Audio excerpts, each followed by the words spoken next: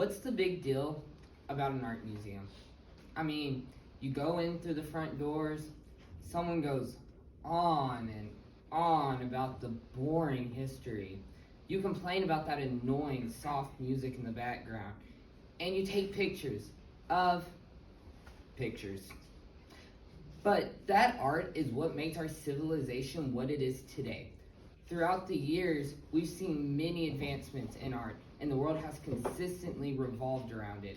We saw the world move out of the Dark Ages and into the Renaissance through art. We've seen countries, brand new countries, gain a reputation for themselves in art.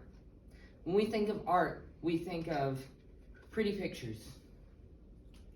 We think of majestic sculptures. We think of the way people move. But there's one thing that consistently gets forgotten about: music. Music is one of the greatest forms of art that is really brushed under the rug. And honestly, people who think that it's not an art are just straight up wrong. And after I tell you, define what art is, after I give a brief history on art, and after I compare music composition to literature, you will agree with me. So, before we can define whether or not music is art, first we must ask, what is art? Well, according to the Oxford Dictionary, art is the expression or application of human creative skills and imagination, typically to be appreciated primarily for their beauty and emotional power. With this definition, we can break down art into two things. Is it creative? And does it invoke emotion? So for the question, is it creative? Why?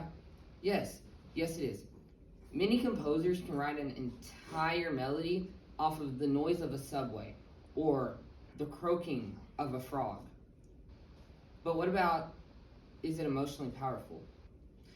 In order to answer that question, we must look at a history of music.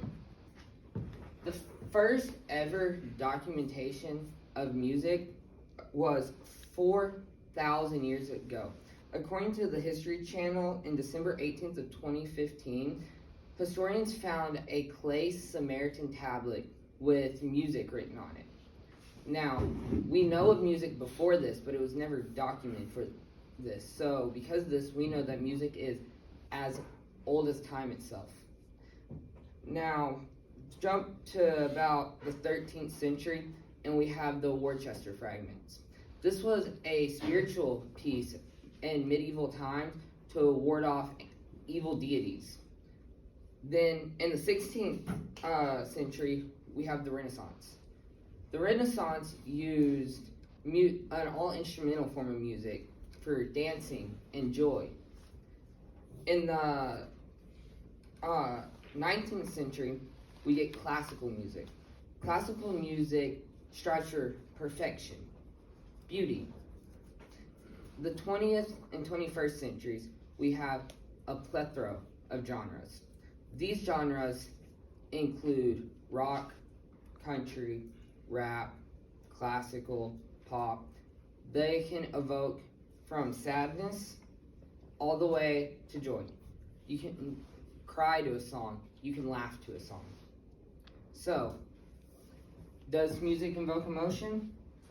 Why, yes. Yes, it does. Now, for those of you who are still skeptical, let's look at music composition compared to literature. In music composition, a composer will write a piece of music the same way that an author writes a poem or a book. Just as an author will learn the rules of English in order to break the rules for creative devices, a composer will do the exact same thing. Composers will compile different notes together to invoke a certain emotion. These 3 notes will make you happy, these 3 notes will make you scared. But in order to do this, you must first know the rules, just like an author must know when to compare something, when not to compare something. So, that all being said, after looking at how, what art is, a history of art, and what music composition is, next time you're in a history museum, maybe listen to that song that's playing in the background. It might just strike a chord.